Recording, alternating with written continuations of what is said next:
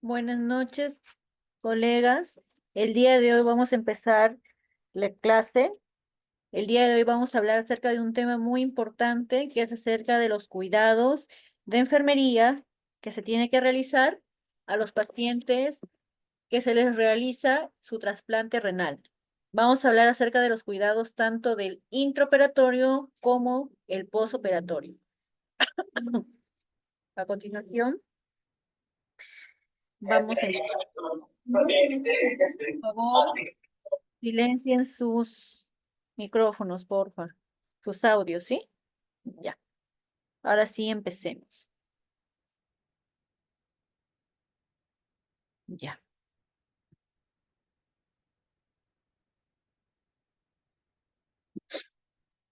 Bueno, para poder entender esta clase, primero lo que tenemos que tener en cuenta y tener como conocimientos es que para nosotros poder realizar un cuidado de enfermería a nuestros pacientes que ha sido trasplantado, lo primero que nosotros debemos de realizar es, primer punto, conocer al paciente, ¿no? Saber el sexo, la edad, sobre todo del paciente y qué tipo de enfermedades el paciente presenta. Porque si bien es cierto, un paciente aparentemente que no tiene ni una enfermedad más que la renal, el tipo de inmunidad es muy diferente al paciente que es un paciente renal, pero añadido a esa enfermedad es un portador de lupus, puede tener diabetes, cardiomegalias, cardiopatías, ¿no? Etcétera, etcétera.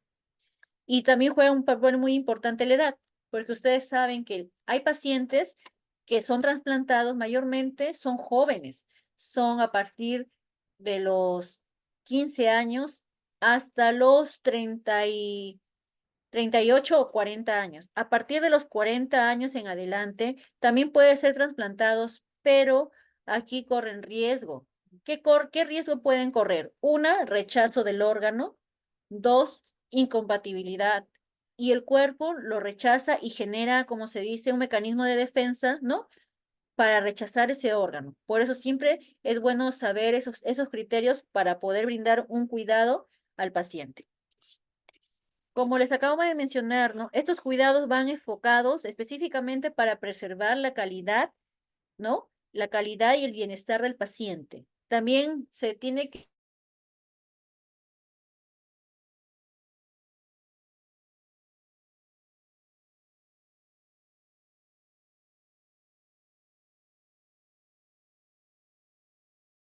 el proceso evolutivo del trasplante, ¿no?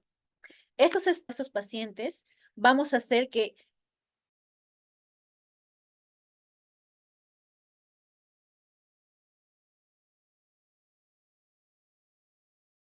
en primer punto, las infecciones, el calzado correcto de guantes, porque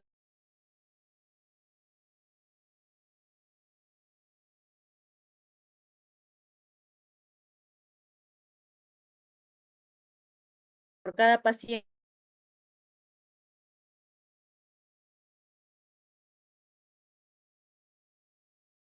ha sido operado, al momento que yo voy a evaluar, ¿no? Voy a tomar mis signos vitales, mi frecuencia cardíaca, saturación de oxígeno, presión arterial, etcétera.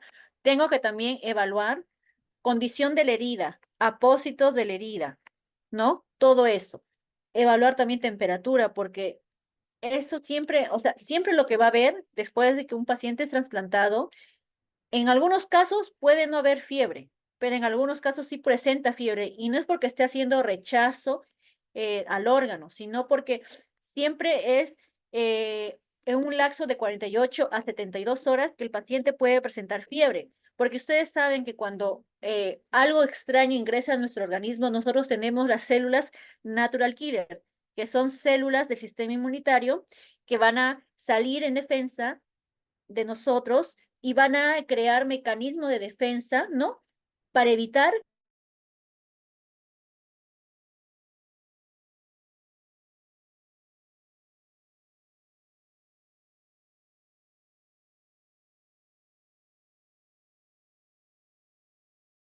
que a nosotros nos pueda causar daños y para que lograr fiebre. Claro que, por ejemplo,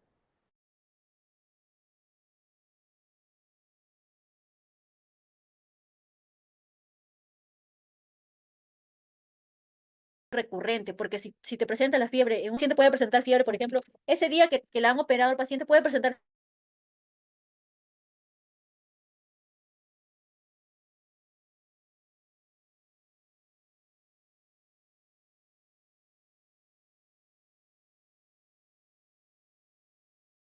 4 horas. Y después ya administramos, es dependiendo del criterio del médico y también de evaluar a cada paciente, ¿no?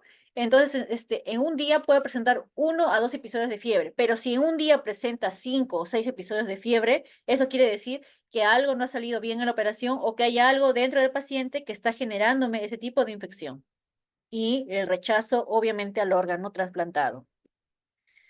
Ahora, también se debe de ver que nosotros, por ejemplo, como personal de enfermería, trabajamos, ¿no? Con procesos, sobre todo, en lo que es les explico de una manera más práctica. En todos los hospitales siempre hay entidades las cuales se encargan de, de preservar los órganos donados, ¿no? En este caso, pacientes, por ejemplo, que tienen muerte cerebral, ¿no? O pacientes que ya prácticamente, ¿cómo se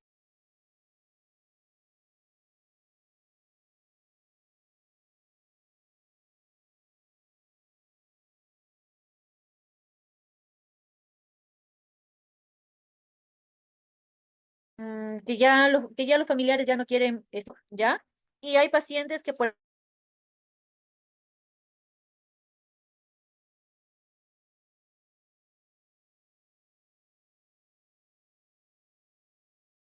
bien todo esto, pero tienen muerte cerebral,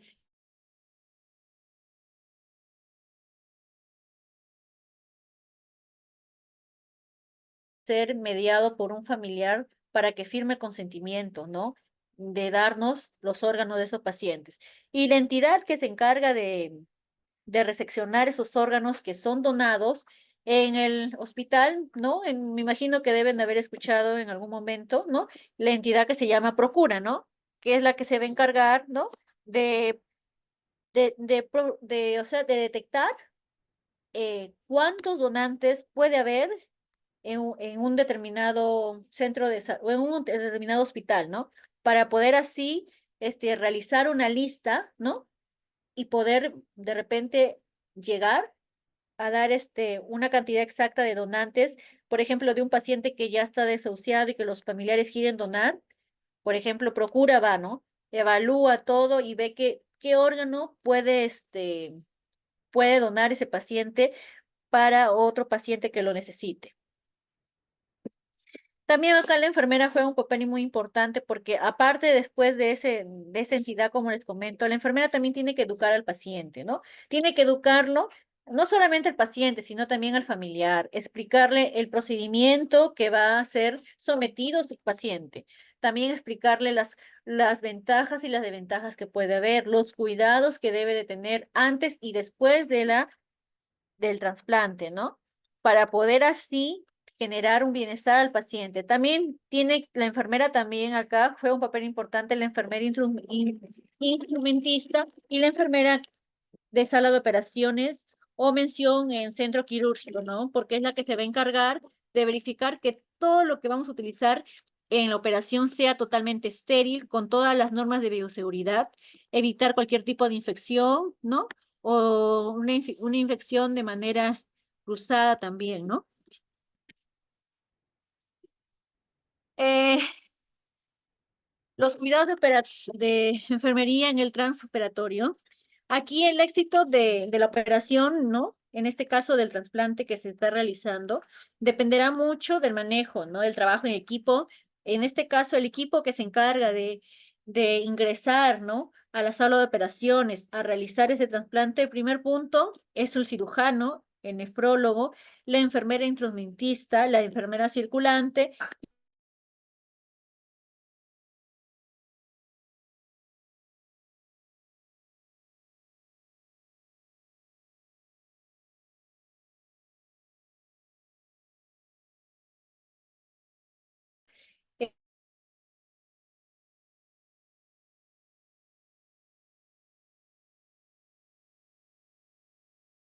condiciones. Y que sobre todo también tengamos este material de sobra. También van a contar las gasas que van a utilizar, porque muchas veces también se ha oído, ¿no? Casos de que a veces operan un paciente y se olvidan, por ejemplo, una gasa o un hilo dentro de la cavidad del paciente y cierran, y a veces crea eso una puerta de entrada de infección. Entonces, eso también, nosotros también tenemos que verificar y estar pendiente de eso, porque, porque el trasplante es una operación demasiado larga, dura varias horas y sinceramente es bien tediosa el trasplante. También la enfermera debe de enfocarse, como les acaba de mencionar, ¿no? En brindarle consejos también a los familiares, porque como les comento, como es una operación larga, tediosa, que demora varias horas, la enfermera tiene que también aconsejar a los familiares, ¿verdad? A los familiares, decirles cómo va a ser el proceso, que también manejen su estado de ansiedad, su estado de emocional también, porque sabemos de que es muy diferente que operen a una persona extraña que a una persona que es de nuestra familia, ¿no? De nuestro círculo, familiar, ¿no? Entonces siempre hay sentimientos encontrados y todo ese tema que abarca. Entonces nosotros debemos de brindarle conocimiento a la familia, ¿no? Para que sí, a la hora que ya el paciente termine su operación, regrese a casa, los familiares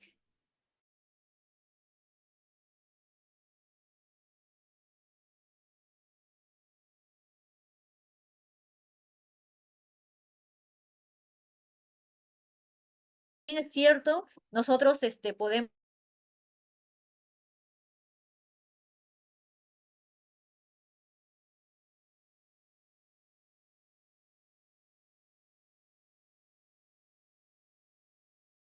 tener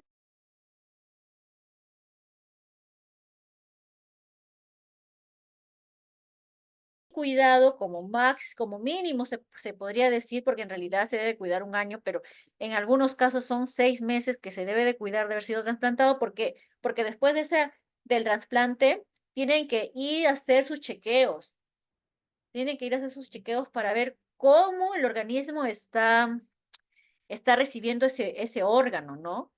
Ese objeto extraño, se podría decir, ¿no? Entonces, no es que ya tengo mi trasplante, ya voy a poder comer todo lo que quiera, no, se tiene que cuidar, tiene que hacer su dieta igual para un paciente renal, evitar las grasas, el consumo de sal, de potasio, ¿no? Esas cosas. ¿Ya? Esto es como les acabo de comentar, ¿no? El papel de la enfermera aquí es controlar en la unidad, como les dije, preservando siempre la seguridad, el bienestar del paciente y coordinar, ¿no? Con el personal de salud que está con ella, ¿no?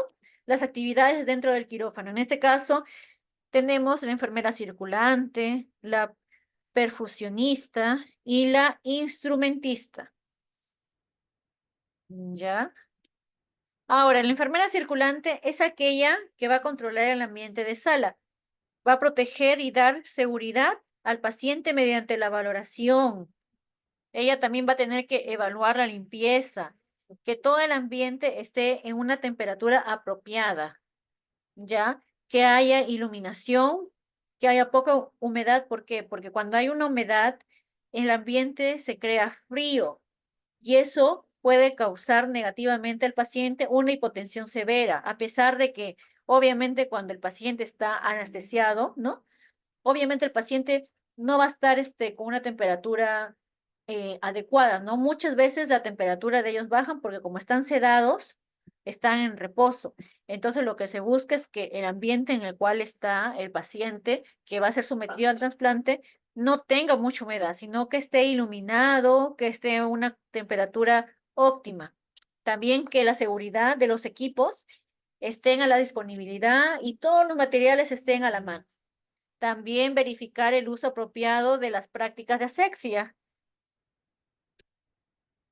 Ayudar a colocar la mesa de mayo, o sea, en la sala de operaciones, realizar la desinfección mecánica, ¿no?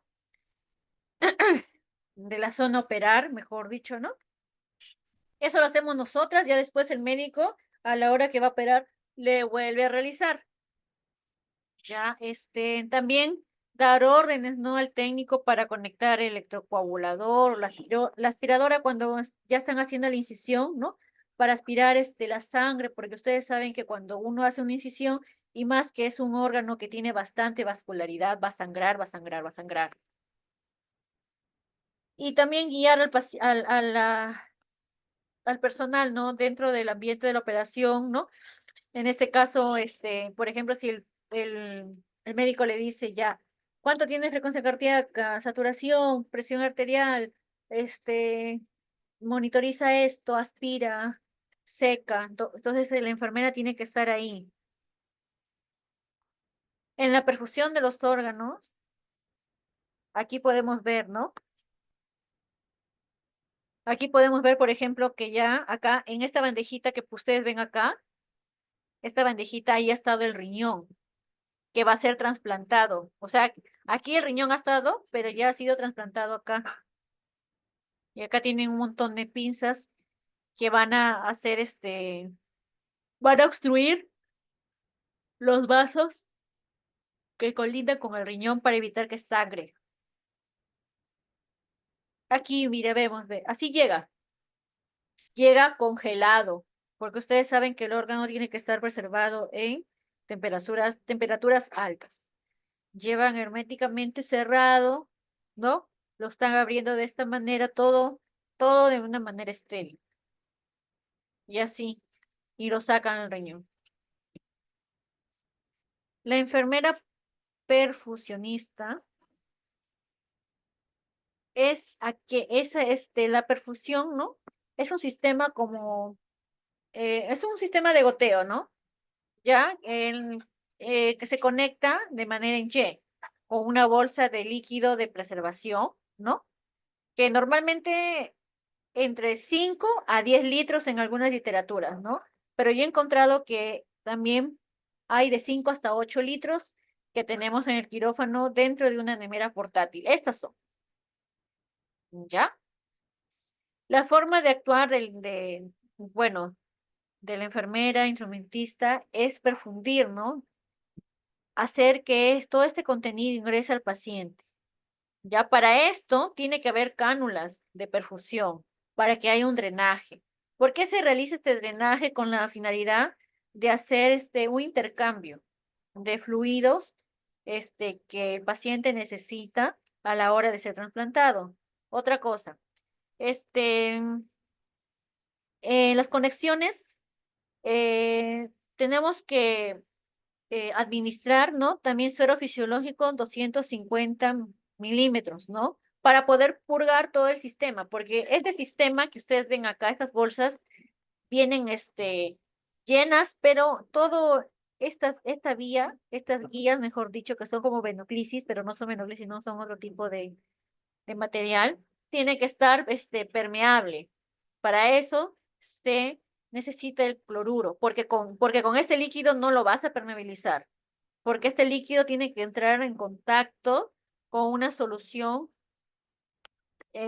neutral, ya que es el suero fisiológico. También tenemos una solución de Collins, ¿no? Con alto, con alto contenido de potasio, ¿ya? Esta de acá también se puede ingresar grandes cantidades de glucosa como nutrientes, ¿no? Es hiperosmótica y tiene un buffer fosfato y también un estabilizador, ¿no? De membranas que aproximadamente en temperaturas de 4 a 8 grados centígrados. Ahora, la perfusión es cuando el riñón, ya que está extraído del donante, obviamente, ¿no? Se somete a un lavado. En este lavado, lo que les acabo de mencionar, se va a utilizar la dextrosa o el buffer, ¿no? ¿Ya? O la solución de Collins, ¿ya? Con esas soluciones se va a enjuagar el riñón. O sea, el riñón que te llega a ti, lo vas a enjuagar. No es que me llegue el riñón, lo saco, lo pongo en el paciente y punto. No, tienes que limpiarlo, tienes que enjuagarlo ese riñón, porque como ha estado totalmente hermético en esa bolsa con hielo, ¿no? Entonces te tienes tú que lavarlo, ¿no? Después de eso, ya lo colocas en una bolsa plástica estéril que es aproximadamente entre 4 a 8 grados centígrados. Eso es lo que es el frío, pues, ¿no? Porque después que al paciente le sacan el órgano, tienes que preservarlo en esas condiciones. Ya, después de eso, ya una vez que ya, bueno, lo tenemos en otro recipiente al riñón, ya, se, se tiene que ver, ¿no? Que el material esté en las condiciones adecuadas. En este caso, la solución de Collins tiene que estar entre 4 a 8 grados centígrados y el cloruro también, ¿ya? Para hacer un mejor lavado, ¿ya? Sobre todo también el paciente tiene que tener o sea, el riñón tiene que estar aparentemente limpio, pues, ¿no? Para evitar que el paciente también pueda hacer algún tipo de rechazo. La velocidad de perfusión es de 150 milímetros por minuto, ¿no? Por eso tiene que hacerse un buen lavado para evitar de que pueda crear una hiperpresión durante el procedimiento que estamos realizando sobre el enjuague del riñón que vamos a hacer trasplantado. Ahora, ¿cómo se llama? Cuando el urólogo nos avisa, ¿no? Nos avise, cambiemos los sueros, salinos por el líquido de preservación, ¿ya? Ahí ya se inicia lo que es la perfusión, que suele iniciarse unos 30 minutos aproximadamente antes de desclampar la arteria renal, porque como les he mencionado en antes, ¿no? Para que el riñón sea trasplantado, ¿no? Para que sea, o sea, el riñón que viene donado ingrese al cuerpo del paciente, ustedes saben de que el riñón es un órgano que está muy vascularizado y tiene conexiones que em, esas conexiones ingresan, ¿no? Gran cantidad de volumen de sangre. Entonces, para evitar que el paciente se desangre, lo que hacemos es clampar la arteria renal y la irrigación sanguínea para evitar que el paciente sangre. Entonces, cuando hacemos eso, ahí detenemos, ¿no? Para que se pueda hacer un desclampaje de la arteria para que así se conecte junto con el órgano que va a ser trasplantado. Acordarse siempre que la velocidad de perfusión de la arteria con la arteria renal es de 150 milímetros por minuto. O sea, esa cantidad de sangre va a pasar por minuto. Ya, a partir de ese momento es cuando ya se valora una diuresis inmediata del implante que se aprecia a través del uréter antes de su implantación de la vejiga. ¿Ya?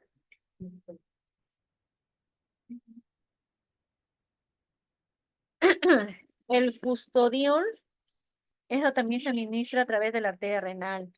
Si el riñón está perfundiendo con custodiol, se va a trasplantar y se debe de también conservarlo, ¿no?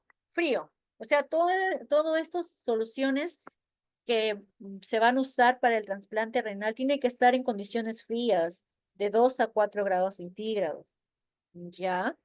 Su protección fiable es 48 horas, ¿ya?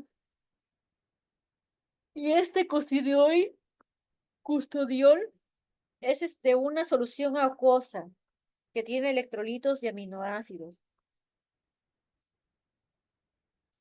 Mayormente se utiliza para la preservación de estos órganos, específicamente de corazón, riñón, hígado y páncreas.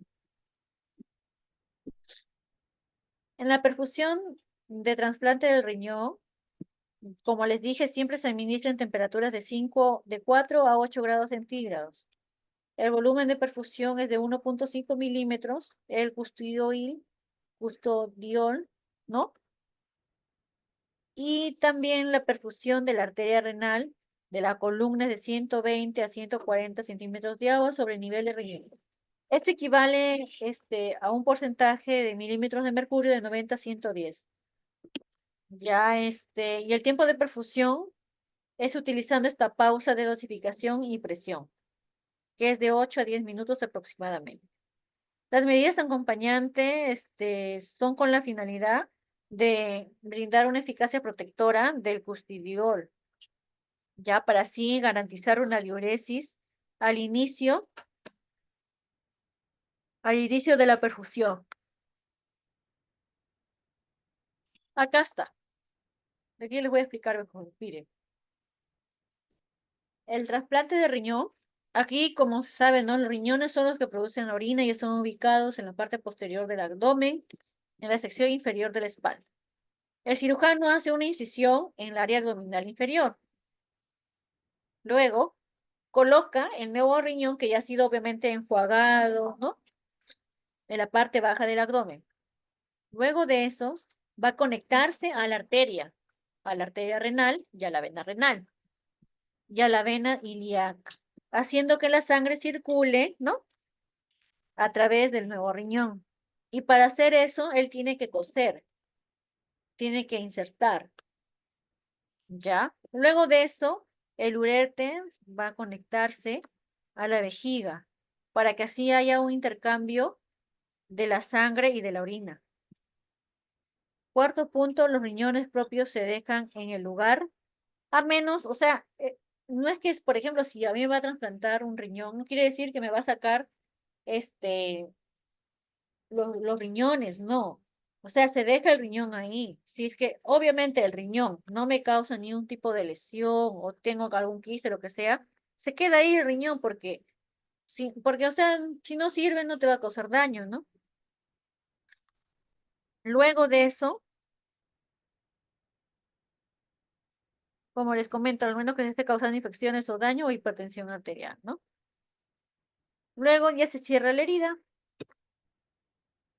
Ahora el papel del enfermero instrumentista es tener la destreza en el éxito de la intervención, alcanzar los materiales, las pinzas, eh, todos los materiales quirúrgicos que el médico va a utilizar a la hora de realizar la incisión al paciente, ¿no? También conocer los tipos de sutura, las agujas que tiene que utilizar el doctor y también ver la enfermera también debe de saber que, o sea, dentro de la intervención quirúrgica hay dos momentos, hay dos tiempos quirúrgicos, el vascular y el urológico, por lo que debe de tener preparado todo para ambos procesos.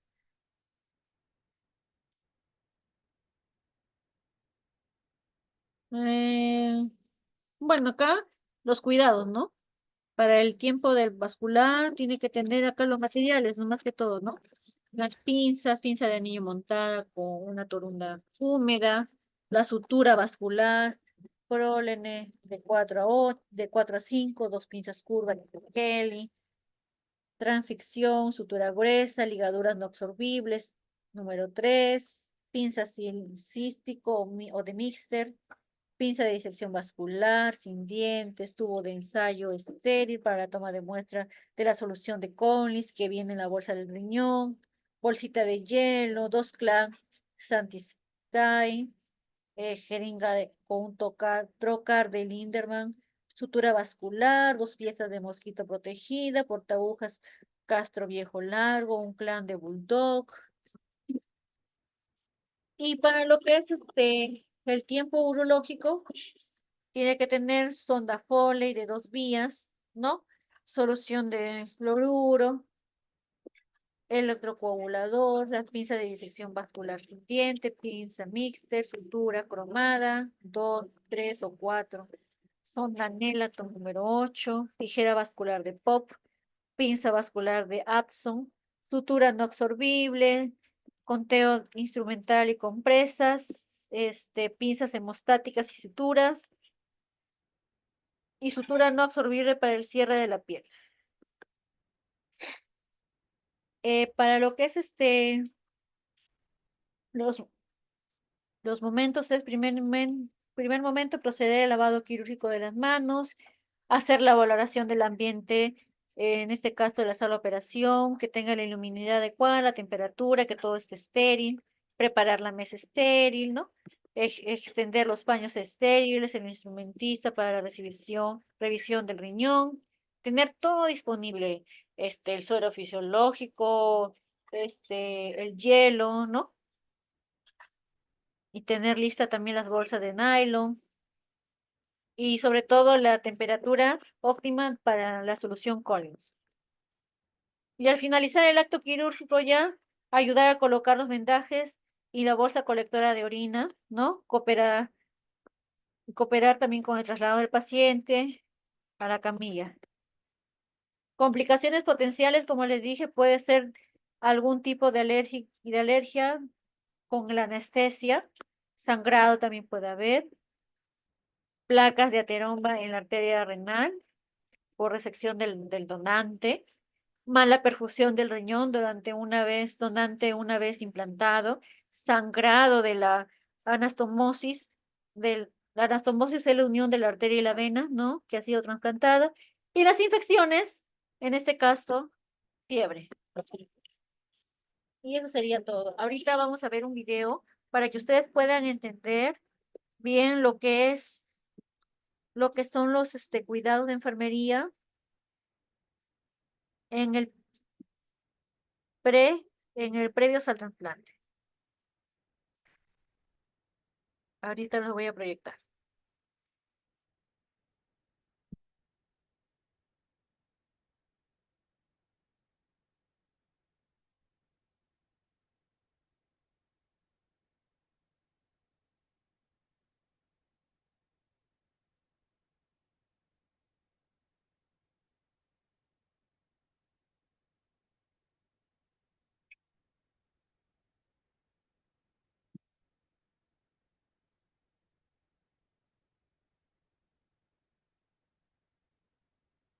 A ver, a continuación les voy a proyectar un videíto.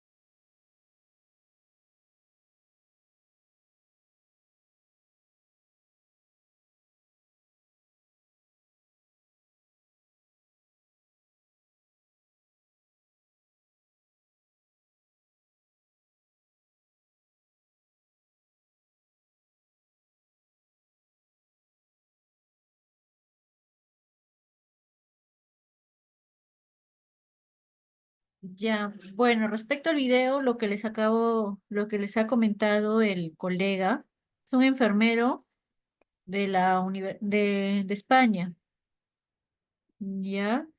Bueno, el colega lo que nos menciona es acerca de los cuidados, ¿no? Y la problemática que es este trasplante, ¿no?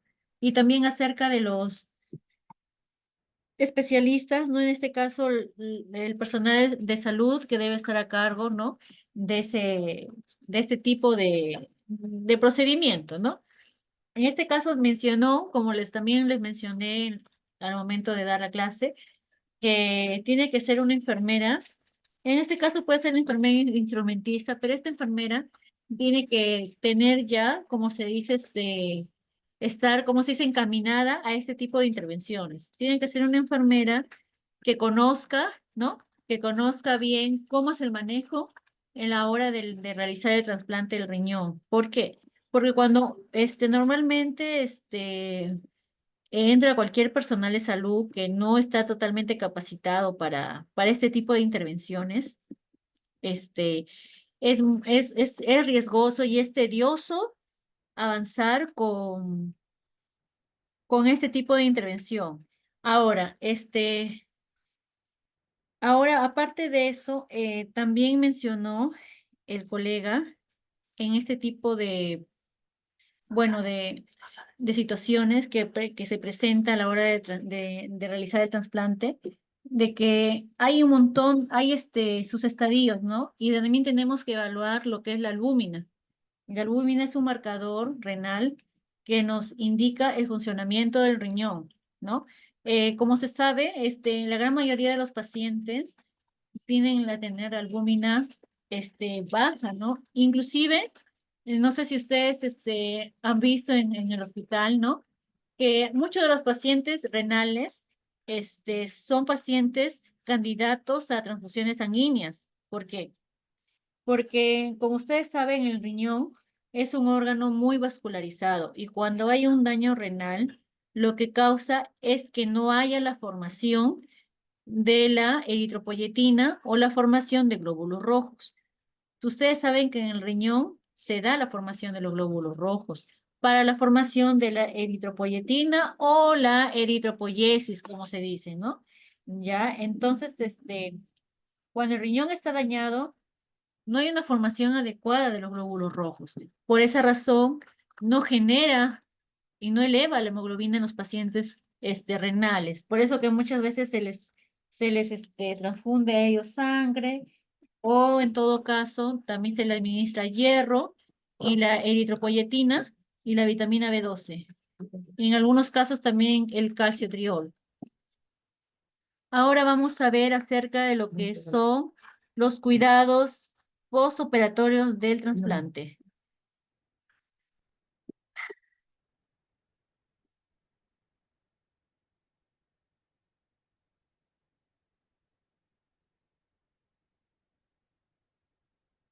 Ya, ahora.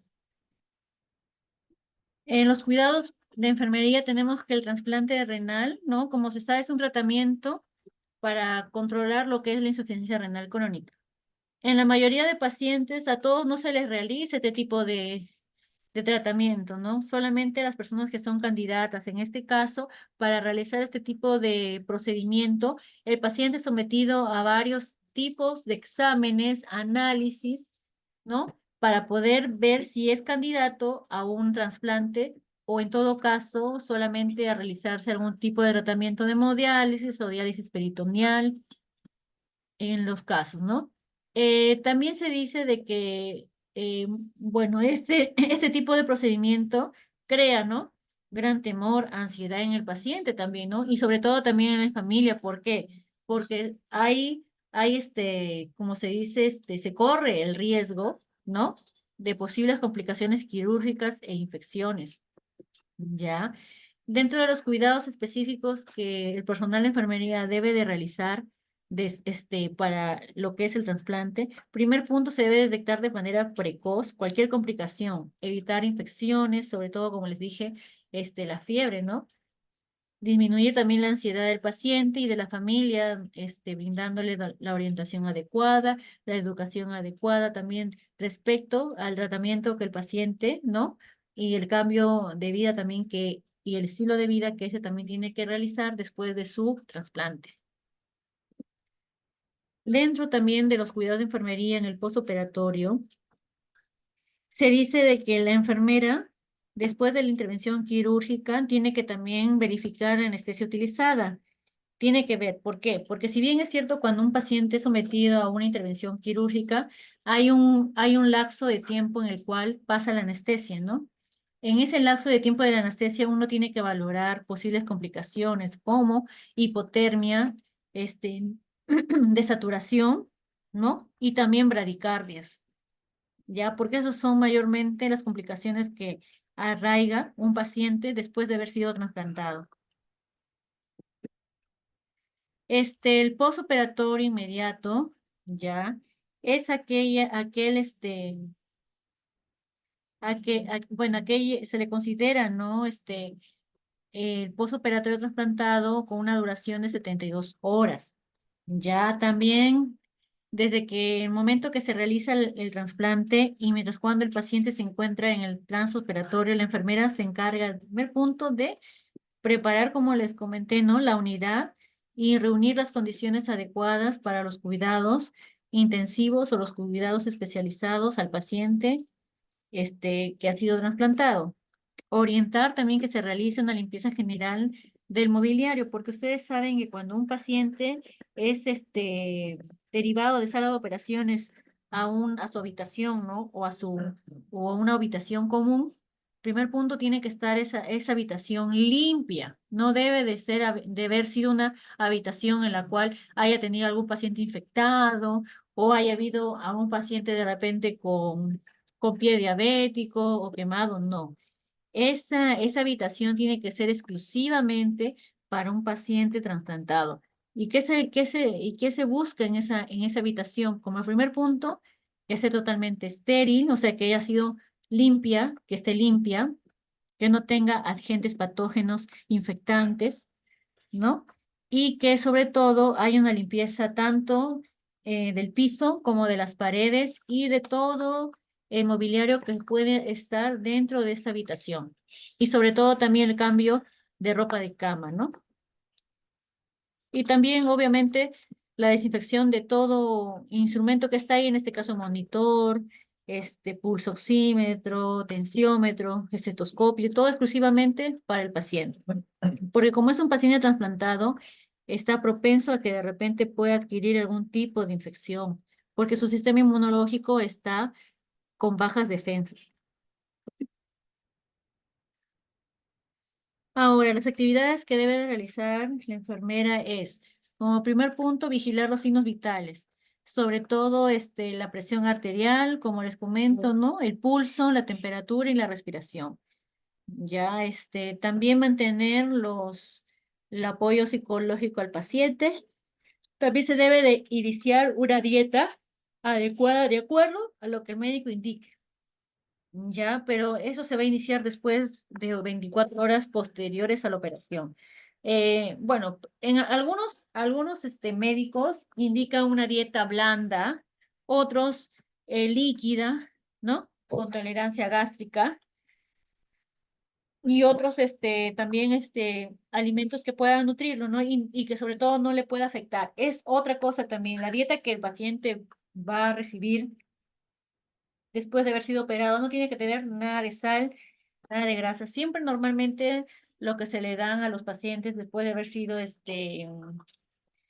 trasplantado, se le da mayormente líquidos. En ese caso, licuado de pollo, ¿no? Con papa y zapallo, eso mayormente les dan, o sea, pero es licuado, nada de lo que es puré, no. Y también evitar también las infecciones, como les digo, ¿no? En las primeras horas, las afecciones respiratorias, en este caso también puede crear una disnea o también una neumonía también los pacientes, ¿no? También iniciar los ejercicios de ser posible, ¿no? para así evitar que el paciente de repente se pueda complicar su patrón respiratorio, en este caso los ejercicios de expiración y de inspiración, ¿no? También cambiar de posición al paciente, porque a veces el paciente, si bien es cierto, está en una posición que debería de estar cómodo, pero después de la operación ellos quieren caminar y no es recomendable que ellos caminen después de haber sido trasplantados. Tienen que guardar reposo por lo menos unas 24 horas, ya después realizarse lo que es su mecánica corporal. En este caso, el paciente puede estar de cúbito lateral, ya en la posición de cúbito lateral. También tiene que ver, observar las excreciones, ¿no? Vesicales. En este caso, su orina, ¿no? Cómo es el color, la cantidad también, porque acuérdense que un paciente también, que ha sido trasplantado, también se le realiza un balance hídrico estricto para ver cuánto de eliminación urinaria está realizando ese riñón al que ha sido trasplantado. Si está dentro de los márgenes adecuados de eliminación urinaria o no hay eliminación o qué características tiene la orina que está siendo excretada. Como les digo, también mantener un drenaje urinario y secreciones, ¿no? Algunos casos, les colocan sonda Foley, ¿ya? También verificar hemograma, control, para ver los niveles de creatinina, de urea. También conservar, también si en caso el paciente tiene acceso, en este caso, a una fístula, también conservar esa fístula porque como les dije, ¿cómo se llama? El trasplante, para poder nosotros concretar un trasplante que sea efectivo, ¿no? Que sea totalmente un éxito. La operación se tiene que esperar un lapso de tiempo, como les dije, y no es al instante, ¿no? Porque después del trasplante, el paciente tiene que realizarse un montón de chequeos, ¿no? Un montón de análisis, tiene que ser evaluado mensualmente. Algunos casos por el tiempo, la distancia, porque normalmente el lugar donde realizan trasplantes renales, acá en el Perú solamente tenemos a Chiclayo y a Lima. En Chiclayo hacen muy poco, más hacen en Lima. Creo que en Chiclayo al mes harán uno, y esto es, pero en Lima sí hacen más constante. Entonces, la gran mayoría de pacientes optan por hacer sus evaluaciones cada 3 meses, pero no es lo adecuado porque debería ser mensual, ya, pero por eso el tema de la distancia y también por la solvencia económica lo hacen cada 3 meses. Y los hospitales que realizan es el Revariate y el 2 de mayo, son los que hacen el trasplante.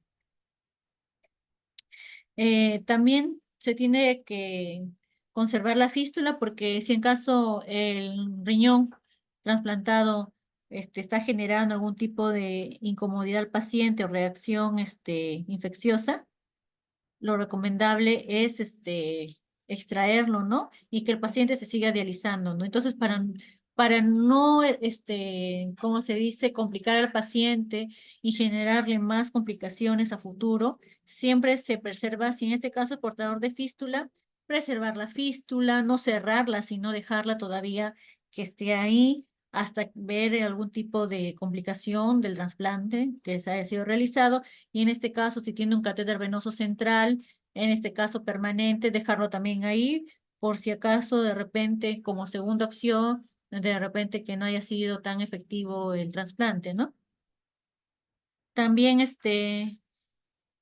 evitar las movilizaciones bruscas que pueden comprometer las suturas, porque muchas veces se ha visto casos de que pacientes que han sido trasplantados de manera renal, a la hora de realizar los cambios de posiciones o a la hora de cambiar el pañal, bruscamente se le gira. Entonces, lo recomendable es que el paciente no realice ni un tipo de esfuerzo, más al contrario, las movilizaciones tienen que ser de una manera delicada y siempre se hacen entre 2 a 3 personas para poder realizar ese tipo de movimientos al paciente, para bañarlos o para también cambiarlos de pañal.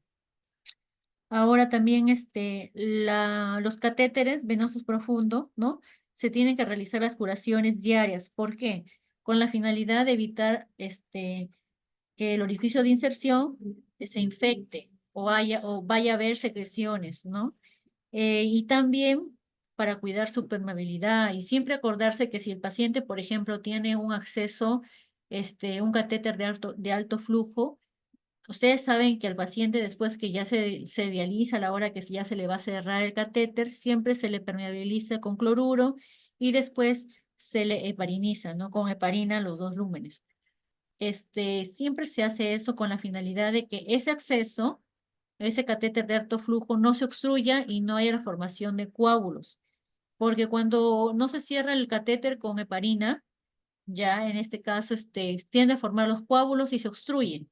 Y después, la próxima sesión que el paciente viene a dializarse, esos lúmenes van a estar totalmente coagulados y no va a haber salida de sangre, ni ingreso tampoco de sangre. Entonces, por esa razón, siempre se recomienda heparina.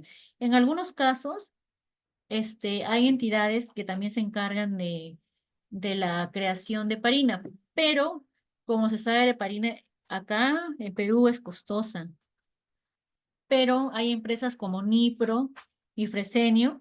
Por ejemplo, Nipro, hubo un tiempo en el cual estaba fabricando Duraloc, ¿ya?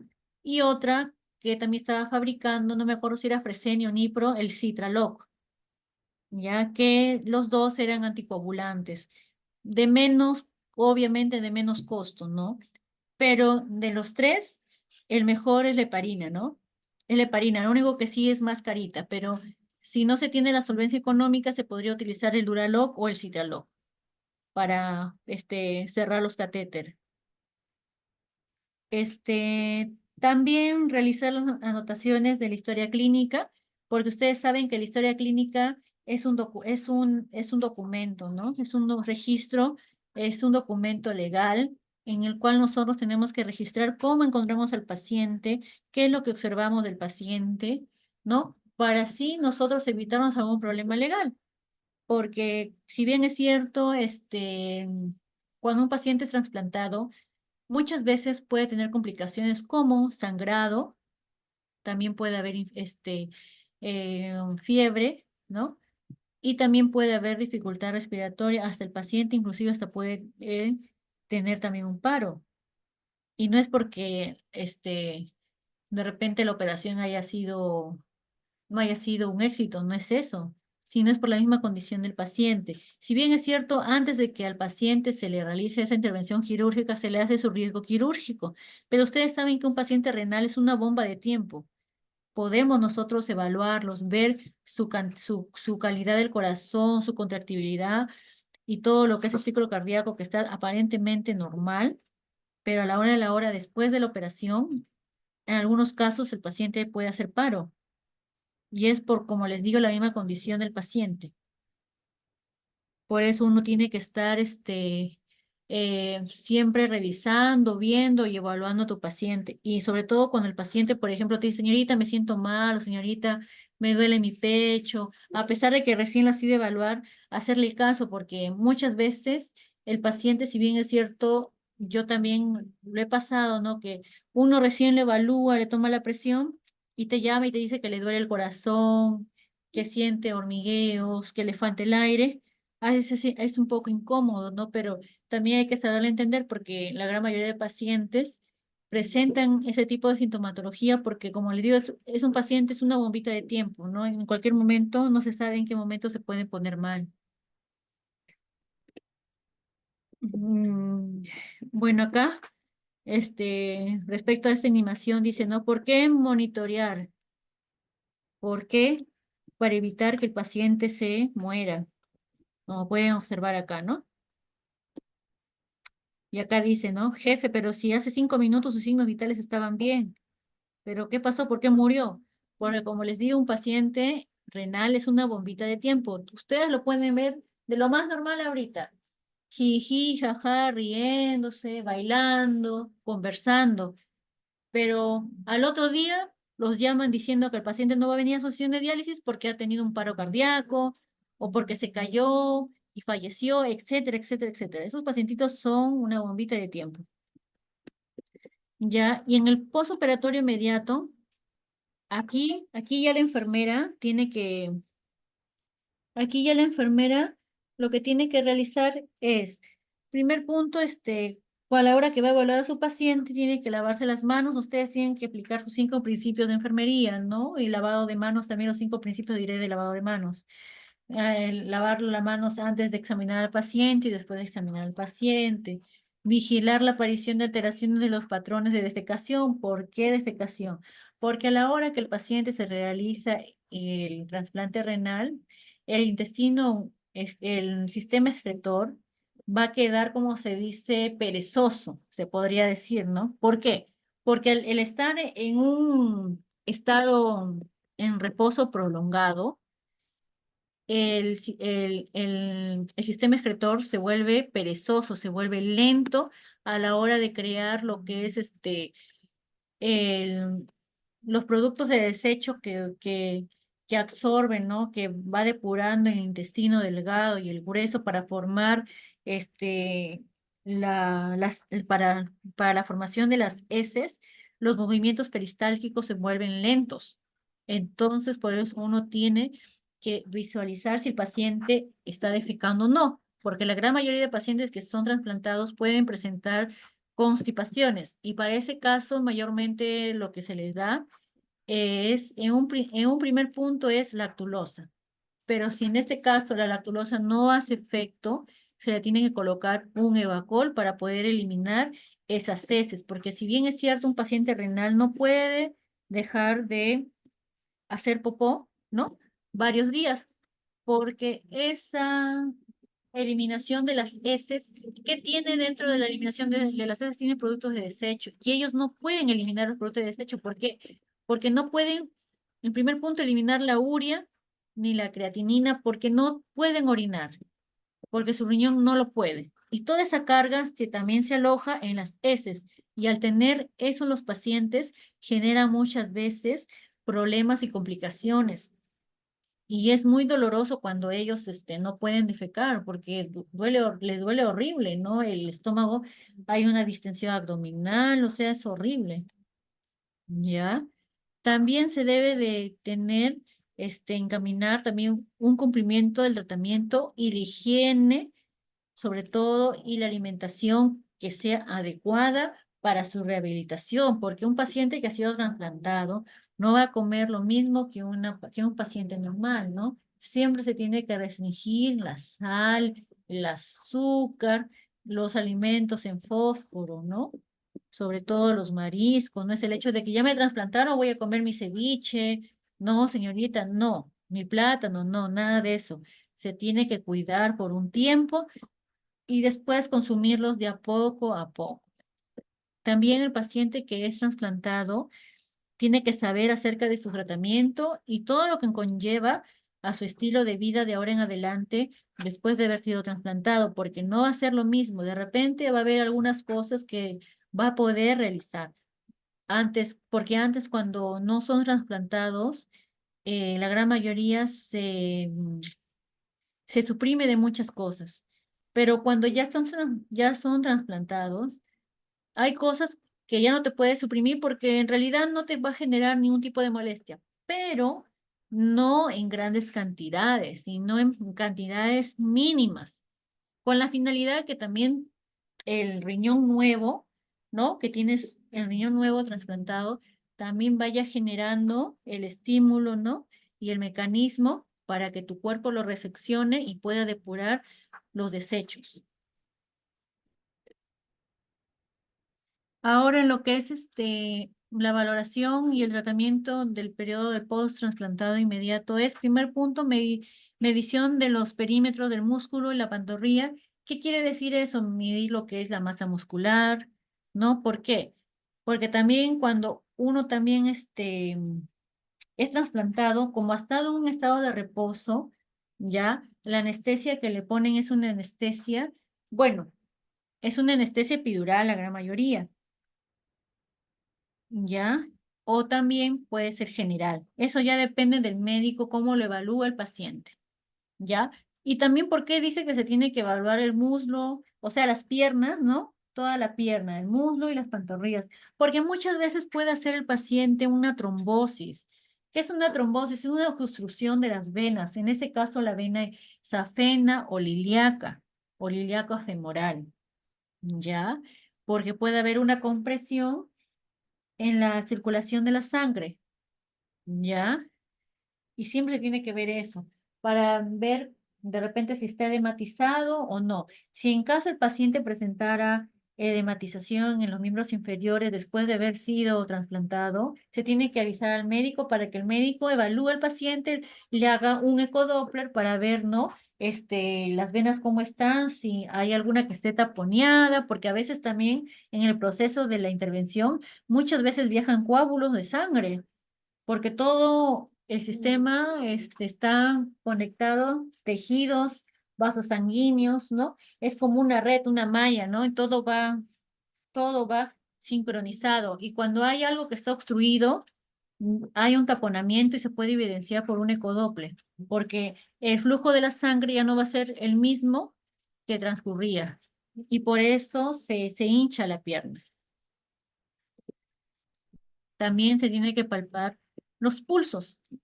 La ausencia del pulso femoral también me indica que hay una trombosis, ¿ya? La reposición hidroelectrolítica, también para mantener lo que es el volumen intravascular, porque ustedes saben que en una operación de trasplante se pierde mucha sangre. Y para reponer, no solamente es colocarle sangre, sino también reposición de electrolitos, ¿no? Porque también se pierde y más aún que son pacientes renales. Y eso va a ayudar a que la perfusión renal sea la adecuada y mejore la probabilidad de la función del injerto, del trasplante en este caso.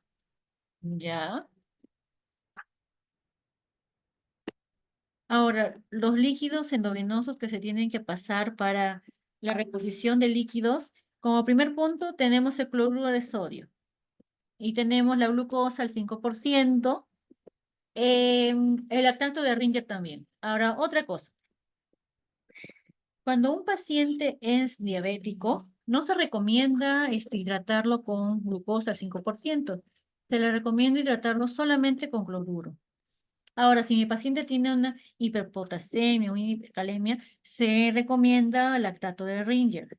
En algunos casos, se les añade al lactato de Ringer, calium, una ampollita, y en algunos casos también de las hidrataciones con glucosa al 5%, con dextrosa al 5%, se le añade dos ampollitas de hipersodio más un calium. Pero eso ya depende del médico, ¿no?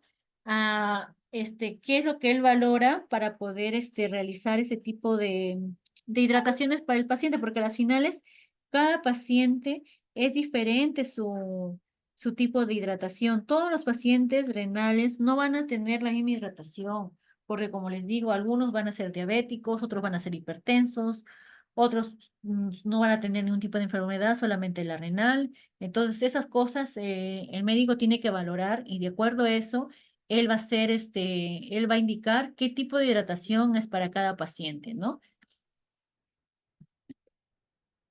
Para evitar las infecciones, tenemos que tener como primer punto un aislamiento protector. En este caso, un ambiente en el cual no esté contaminado, que esté libre de gérmenes.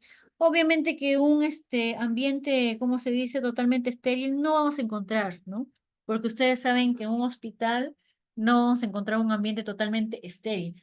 Limpio sí, pero estéril totalmente no, porque ustedes saben que en el hospital es un ambiente donde hay un montón de enfermedades porque ingresan diferentes tipos de pacientes, ¿no? Pero en lo posible, lo que se busca es un ambiente que esté aislado y que esté en condiciones limpias, donde no hay exposición de organismos. ¿Ya? También se pide también que el personal de salud sea médico o enfermera o técnico de enfermería que va a brindar los cuidados al paciente, siempre se realice la higiene de manos, el lavado de manos, siempre es indispensable el lavado de manos, la utilización de guantes limpios para tocar al paciente y guantes estériles si en caso desean realizar la curación de la herida. Todo paciente renal tiene que ser tocado con guantes, ¿ya? También utilizar nuestros EPPs, en este caso gorro, mascarilla, mandil, botas, ¿no? Y también, si en caso el paciente tiene una, ¿cómo les digo? Eh, de repente el paciente cuando sale de sala de operaciones no sale totalmente, como se dice, con las funciones totalmente al 100%, ¿no? Si no va a ser un estado dependiente. Entonces, nosotros debemos también de brindar los primeros cuidados, que en este caso es la limpieza también del paciente, realizarle su lavado oral, ¿no? El lavado de cara también, ¿no? Asearlo, ¿no? Cambiarle de ropa, higiene perineal, la eliminación de los desechos del paciente tiene que ser en balde rojo, los comunes en negro, o sea, tener exclusivamente todo su equipo de desecho para él, todo lo que es para él nada más, para evitar algún tipo de infección. También educar al paciente, educar al paciente sobre el aprendizaje que debe de tener para conservar su salud, para evitar que él se pueda agravar. Porque la finalidad de un paciente que es trasplantado es la finalidad de que ese paciente deje de depender de una máquina de hemodiálisis. Entonces, si se realiza el trasplante, al paciente hay que educarlo, porque a las finales si el paciente no toma conciencia, no aplica los cuidados o las orientaciones que el personal le brinda a él para que pueda llevar una vida mejor, ya que ha sido trasplantado, entonces no tendría lógica ni sentido común de que se haya realizado este tipo de trasplante, porque que ese tipo de trasplante no es un juego, porque también está en riesgo su vida, porque es un proceso traumático porque demora de muchas horas de estar ahí sometido en esa intervención quirúrgica, pasar por un montón de exámenes, un montón de pruebas, pasar también por un tiempo de ver si es que de repente es compatible el órgano donado o no, buscar el donante. Muchos de los pacientes renales, la gran mayoría, por no decir casi todos, sufren bastante para conseguir un riñón. Sufren bastante, ¿por qué? Porque como si bien es cierto, el riñón, los órganos más difíciles de conseguir para trasplante es el riñón y el corazón. Las córneas también, ¿ah? Pero lo que más fácil se encuentra es el hígado y el páncreas. Eso es lo que más rápido puedes trasplantar, el hígado y el páncreas. Pero el corazón, las córneas y el riñón es muy difícil. Y la gran mayoría de personas, de pacientes renales que son candidatos a trasplante, los jóvenes, mayormente no se pueden ser trasplantados a esta edad, que son jóvenes, porque que no encuentran donador. La gran mayoría de los pacientes renales que han sido trasplantados, la gran mayoría ha tenido que comprar su órgano.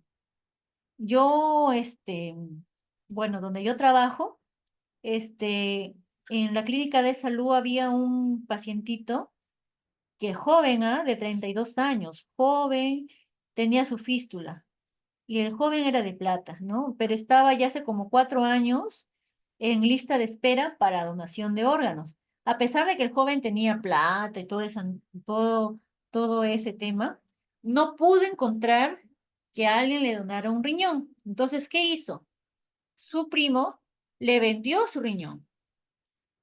Se la vendió su riñón con la condición de que él, o sea, de que él le regalara una casa o le construyera su casa, pues, ¿no? Entonces, por eso él logró trasplantarse el riñón. Y su primo es de su misma edad de él, creo, pero es aparentemente sano, pues, ¿no? Gracias a Dios que este joven se trasplantó y cumplió con todos los exámenes, todos los controles que tenía que hacer, y gracias a Dios que su organismo sí aceptó el órgano donado y ahorita está haciendo su vida normal. Pero si él no hubiera comprado su riñón, hasta ahorita seguiría dependiendo de una máquina de hemodiálisis. Por eso les comento que el riñón es un órgano muy difícil de conseguir que sea trasplantado. Muy raras veces se puede conseguir. Hasta en los niños también, en los adolescentes que tienen que ser trasplantados tampoco tienen buena suerte. Y a pesar de que ellos deberían ser como se dice, la excepción, ¿no? Deberían ser ellos las primeras personas en de repente tener esa opción de poder ser trasplantados en primera opción, ¿no? Pero lastimosamente tampoco se puede, como les digo, es una lista de espera grandísima, ¿no? Y que por más que tú tengas influencias, no logras. Y los que consiguen trasplantarse son los que tienen años dializándose, años, años, años. Entonces no es totalmente factible eso. Por eso siempre se le recomienda al paciente que es trasplantado que por favor cuide ese riñón porque es su última oportunidad, porque no puede ser trasplantado nuevamente. Y si lo hacen, tendría que nuevamente volver a lo mismo, a cumplir con todos los requisitos. Sí se puede volver a ser trasplantado, pero no se recomienda porque, como les digo, es un proceso muy, pero muy traumático. Ya, y el post-trasplantado inmediato es, como les dije, valorar, pues, ¿no? Todo lo que son signos vitales, el estado de conciencia, la escala de Glasgow, valorar también la escala de Evans del dolor, la herida quirúrgica, que no haya hemorragias, eritemas, infección, secreción, vigilar también la condición y la integridad de la piel, valorar y cuantificar y registrar también la eliminación de líquidos. En este caso les dije balance hídrico estricto, verificar el funcionamiento y la permeabilidad del acceso, si en caso el paciente ha sido trasplantado y tiene su catéter venoso central, ¿no? O su fístula, en este caso, vigilar el funcionamiento de cada uno de ellos. Si es catéter venoso central, verificar la permeabilidad de los lúmenes. Si es la fístula, con un estetoscopio, auscultar si hay tril y presencia de latido. Y también valorar lo que es el funcionamiento del riñón, ¿no? O sea, si el paciente de repente está haciendo un cuadro de infección o cuánto está eliminando también, si hay, por ejemplo, presencia de edemas, ¿no? Porque a veces también hacen retención de líquidos. Pesar al paciente también, porque con la finalidad de poder evaluar un peso seco nuevo después de haber sido realizado el trasplante. Incentivar al paciente que realice ejercicios respiratorios, como la espirometría, ¿no? También incentivar a deambulación precoz. En este caso, después de haber sido evaluado el paciente, como les dije, tiene que pasar unas 48 a 72 horas que esté en reposo para poder caminar, con la finalidad de que los puntos de sutura no se abran, se fijen mejor a él. Pero sí tiene que deambular, pero después de los 3 días, de las 72 horas. ¿Ya? Como les dije, también pesar al paciente el mismo día, ya en un día pesarlo a la misma hora y en las mismas condiciones. Si el paciente, por ejemplo, yo le peso con todo y ropa y zapatos, tengo que volver a pesarlo igual. No le tienes que hacer el descuento nada, porque tal cual tú lo pesas, tal cual tienes que volver a pesarlo al inicio y después al paciente. Administrar sus medicamentos según prescripción médica, registrar su glicemia, si en este caso si el paciente es un paciente diabético, ¿no? Valorar también la herida quirúrgica, los accesos venosos, sus catéteres, los signos de infección, si hay hemorragias, exudado, etcétera, etcétera. También retirar los accesos venosos centrales, en este caso, si ya ha pasado el tiempo de que ya pasó todas las pruebas, el paciente, ya sabemos que el órgano que ha sido trasplantado es el adecuado y no hay ninguna complicación de que de repente el organismo del paciente lo pueda rechazar, ya se puede retirar lo que es el catéter venoso central, el de alto flujo y el de bajo flujo también. Mm,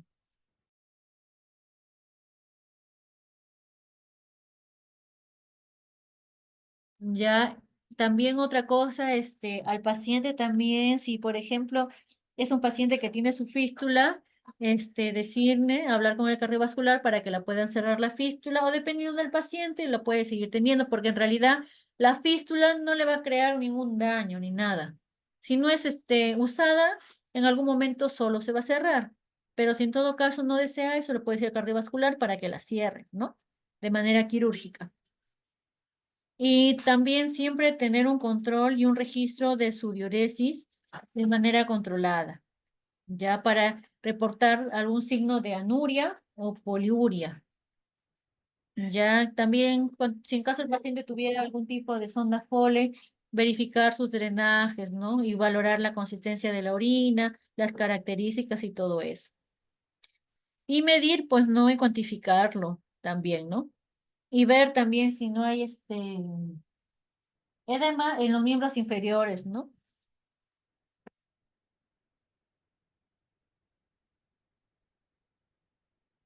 Y también, si en caso el paciente necesita realizarse también exámenes de laboratorio después de haber sido trasplantado, también sacarle una muestra de sangre para hacerle un hemograma control para ver cómo va, cómo están o sea, sus células sanguíneas, ¿no? Cómo va lo que es su albúmina, su urea, su creatinina. Y eso sería todo. Bueno, obviamente que para realizar este tipo de extracción de sangre, el paciente tiene que estar en ayunas, obviamente, ¿no? Y más que todo, el paciente tiene que, como se dice, estar en un estado de reposo tranquilo para favorecer así a su recuperación.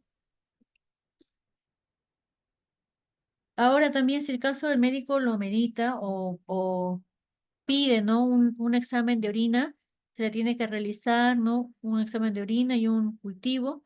Este, Eso se tiene que hacer, a la hora que el paciente se despierta, ¿no? Su primera orina, sacarlo, ¿no?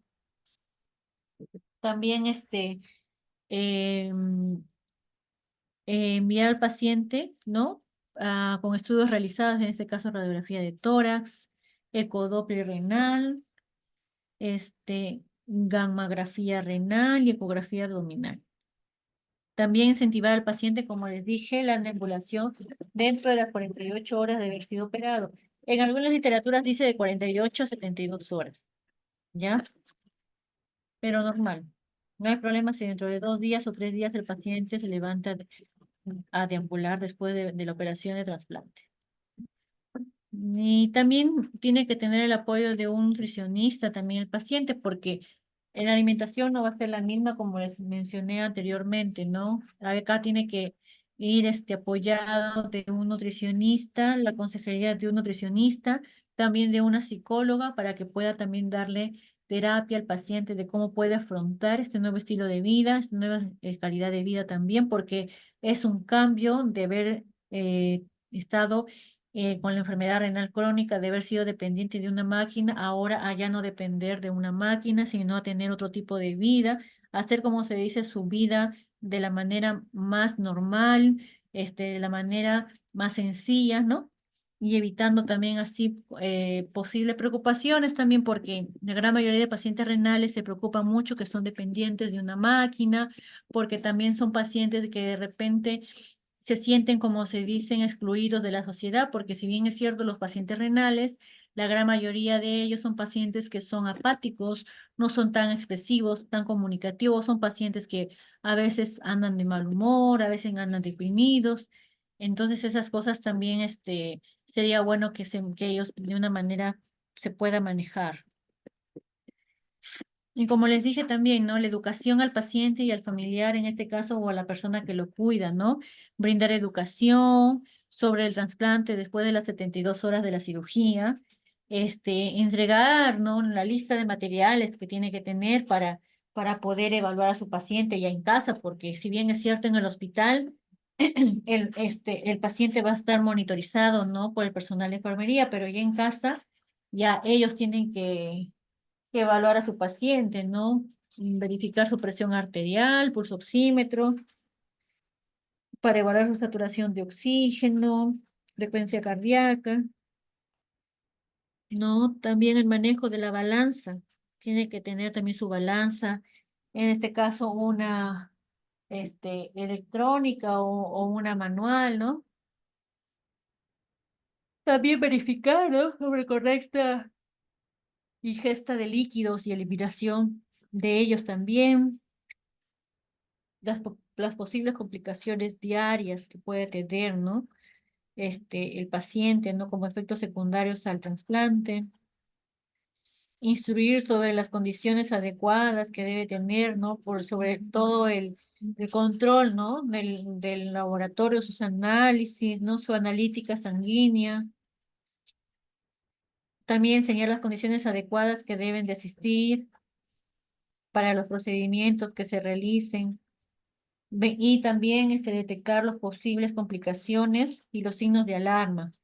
También entregar y enseñar el plan de egreso del paciente y familiar por parte de la enfermera de la clínica de trasplante por medio de la consulta externa. Ya después de eso, el paciente que ya ha sido trasplantado y que ya pasó todos los ítems de aprobación del trasplante, a consulta tiene que volver a ir con la finalidad de que la enfermera, en este caso, verifique en el sistema y pueda darle de baja al paciente, ¿no? De lo que es el tratamiento de hemodiálisis, más no sacarlo totalmente del programa de paciente renal, porque el paciente obviamente va a seguir perteneciendo ya al, al grupo de pacientes con enfermedad renal crónica. La diferencia es que ya no va a estar incluido dentro de los grupos de hemodiálisis o de diálisis peritoneal. En este caso, si es un paciente de la salud, tienen que eliminarlo de la lista de pacientes de hemodiálisis. ¿Ya? Y en este caso, si es del MINSA, FISAL tiene que darlo de baja al paciente por haber sido realizado trasplante. Pero ojo, después que ya el paciente ya ha sido dado de baja del programa de hemodiálisis, más no del programa de paciente renal, ese paciente va a tener que venir periódicamente a sus controles. Después que ya pasó el año o hasta el año y medio de haber seguido con sus controles y no encontrar nada, pero nada anormal en sus resultados, en sus análisis, por fin ahí ya se puede dar de alta totalmente al paciente. Mientras tanto, no. ¿Por qué? Porque se ha visto casos de que a veces el paciente está bien un año, al otro año vuelta, reside nuevamente a ser paciente con tratamiento de hemodiálisis. ¿Ya? ¿Por qué? Porque muchas veces no es porque la operación haya sido un fracaso. No, no, no, no, no. Es por la calidad de vida que el paciente ha estado teniendo sin control durante ese tiempo. Por eso siempre se le da un lapso de un año a año y medio o hasta dos para ver cómo va el paciente. Si el paciente ya, no hay nada extraño en él, ya se le baja. Pero si el paciente durante ese tiempo, a pesar de que no ha salido nada mal, sino todo bien, y ha pasado el tiempo y vuelve a recaer, se tiene que nuevamente ingresar al paciente. Pero normalmente siempre le dan de baja al año o al año y medio de haber sido trasplantado. Siempre y cuando tenga todos sus análisis, correctos.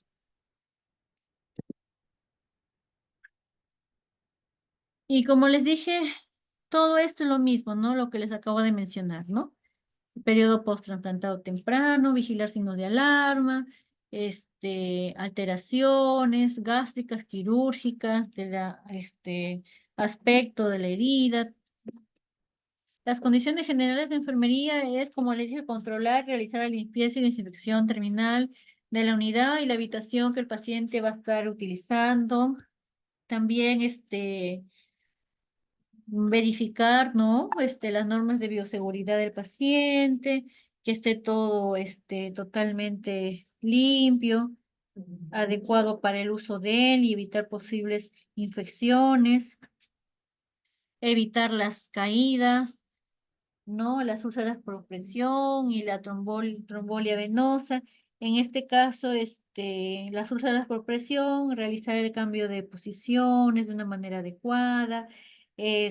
También lo que es la trombosis venosa, hacer la profilaxis, ejercicios, masajes que ayuden a la perfusión tisular de la circulación de la sangre. Y evitar las caídas, ¿no? En este caso, colocarlo si el paciente no puede caminar por sí solo, en una silla de ruedas para su movilización y también aplicar los protocolos de enfermería, pues, ¿no? Para poder brindar así un adecuado cuidado al paciente y aplicar los 10 correctos de la administración de los medicamentos, pues, ¿no? Paciente correcto, medicamento correcto, ¿no? Y todo lo que engloba la administración de medicamentos. Como les acabo de decir acá, las infecciones más frecuentes que se puede dar es una necrosis tubular aguda, ya que se puede dar ¿por qué se puede dar eso? Porque hay elevados niveles de la ciclosporina, ¿no? Las, bueno, en los niveles elevados de la ciclosporina y los traculimus,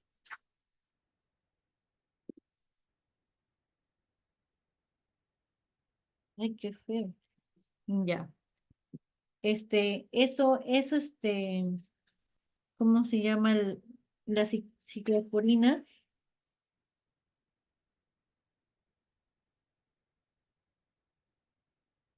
Ya, como les acabo de mencionar, ¿no? La ciclosporina es aquella que actúa normalmente en la actividad inmunitaria, ¿no? O sea, mayormente en los niveles elevados de la ciclosporina hace de que el sistema inmunitario decaiga, ¿ya? Y también una hipotensión de largo tiempo de isquemia, ¿no? Que no hay aporte de oxígeno a los tejidos. También complicaciones quirúrgicas como la ruptura renal, la trombosis arterial, el rechazo del órgano trasplantado. Bueno, respecto acá a los tipos de rechazo del órgano trasplantado, tenemos que hay 4 tipos de rechazos, ¿no? El rechazo hiperagudo, ¿no? Que es el cual se va a dar por medio este, de una respuesta inmunitaria asertiva. ¿Qué quiere decir eso? Que se va a ir acompañado de dolor, hiperagudo de dolor, de fiebre. Inclusive también va a haber también como se dice en los análisis de laboratorio, va a darse como primer punto la alteración de los leucocitos y los neutrófilos. ¿Ya? También tenemos el rechazo borderline, que es una alteración sugestiva no diagnosticada hasta ahorita, ¿no? Y también el rechazo agudo, que es el más frecuente, es el agudo. ¿Por qué? Porque el agudo normalmente siempre se caracteriza por la hipertensión, ¿no? Por los niveles de la creatinina y la urea elevados y el rechazo crónico, que ya es ahí ya ¿cómo se dice? El declive del órgano trasplantado. Quiere decir que ahí ya ese riñón que ha sido trasplantado no va a filtrar la orina, o sea, no va a haber un filtrado glomerular para poder eliminar la urea y la creatinina del organismo. Y por eso, esto de acá, esta falla renal mayormente es variable y oscila entre meses y años. Por esa razón yo les digo que al paciente que después ha sido trasplantado, siempre se va a estar en evaluación de 1 hasta 2 años en algunos casos, para evitar este tipo de rechazo crónico, como les dije. Pero como les digo, la gran mayoría presenta el rechazo agudo. Muy raros son los crónicos, ¿ah? Pero también se da. Ahora, miren, dentro de las 24 horas se debe realizar un control exhaustivo para detectar precozmente cualquier tipo de alteración que ponga en peligro el desarrollo del trasplante. ¿Qué quiere decir? Sangrado, fiebre, trombosis, etcétera. Ya como les dije, ¿no? La toma de las constancias vitales, el balance hídrico estricto, vigilar el sangrado, porque como les dije, en esas operaciones también utilizan los anticoagulantes, también verificar también el funcionamiento del acceso vascular, la extracción analítica, que la extracción analítica es un hemograma, ¿no? Que se realiza por medio de la bioquímica, el famoso AGA, ¿no? También informar al paciente sobre la correcta administración de sus medicamentos, en este caso los inmunosupresores, ¿no? En este caso tenemos la ciclosporina, como les dije, no sé que va a indicar, va a ayudar a lo que es el sistema inmunológico. ¿Ya? Ah, hay un medicamento que interactúa también, que es el tacrolimus, que es el que mayormente hay susceptibilidad porque puede interactuar con otros medicamentos. Ya, y en el protocolo infeccioso tenemos que el protocolo que tiene que cumplirse dentro de las 24 horas, que es el hemocultivo, como les comenté, el análisis de sangre, la muestra de sangre, el urocultivo, la muestra de orina. El exudado faríngeo mayormente lo realizan, ¿por qué? Porque puede ser que el paciente pueda presentar un cuadro de neumonía. La serología viral también por el virus de herpes, el herpes zóster, el herpes simple, y la toxoplasmosis también. Ya estas medidas preventivas están relacionadas mayormente con la herida quirúrgica y la vía urinaria, ya que es el aislamiento de barreras durante un periodo variable de entre 2 o 5 días, como les dije, en algunas literaturas es de 48 a 72 horas, pues, ¿no? En algunas literaturas, ¿no? Como hay en otras que lo consideran de 3 a 5 días.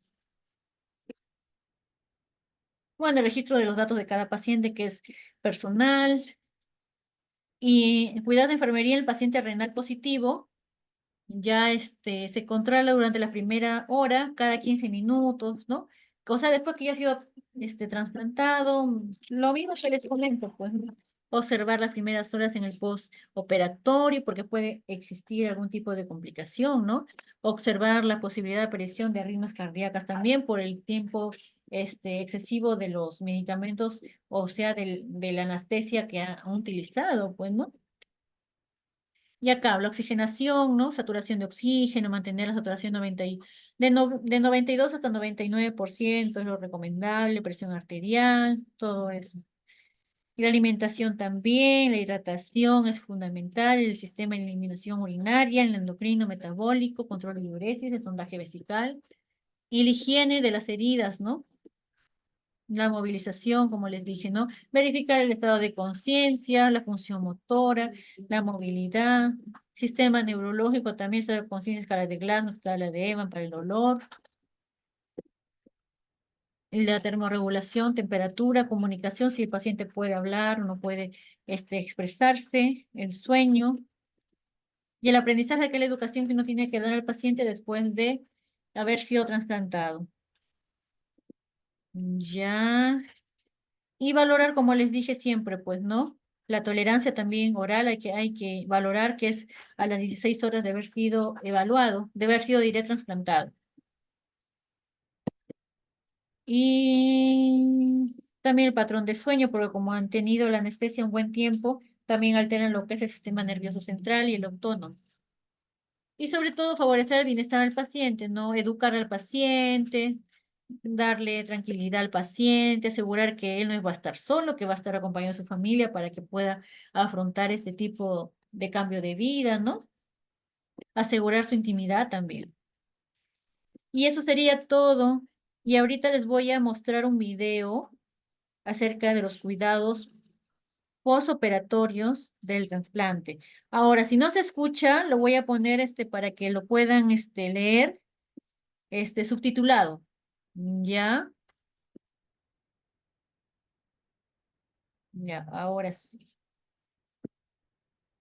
Voy a proyectarles.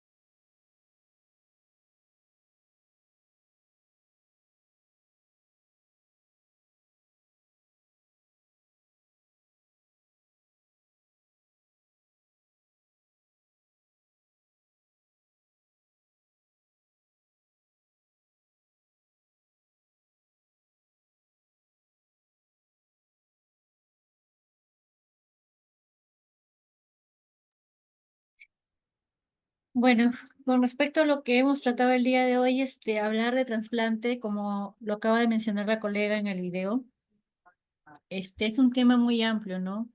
Ella también habló acerca de los medicamentos que se utilizan, ¿no? Durante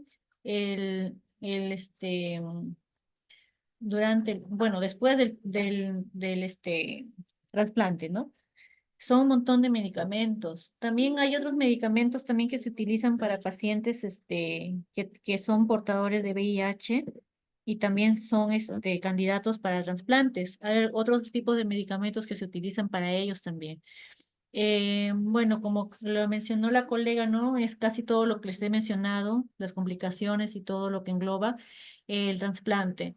Entonces, les estoy enviando a la escuela lo que es las diapositivas del tema y también eso sería todo de mi parte. Ya la próxima semana estará nuevamente con otro tipo de otra ponencia, otro tema. De antemano les deseo una feliz Navidad, que la Navidad, esta Navidad sea una fecha bonita, que ustedes compartan con sus seres queridos, que sea una Navidad llena de amor, de paz, ¿no? Y que sirva como unión, ¿no?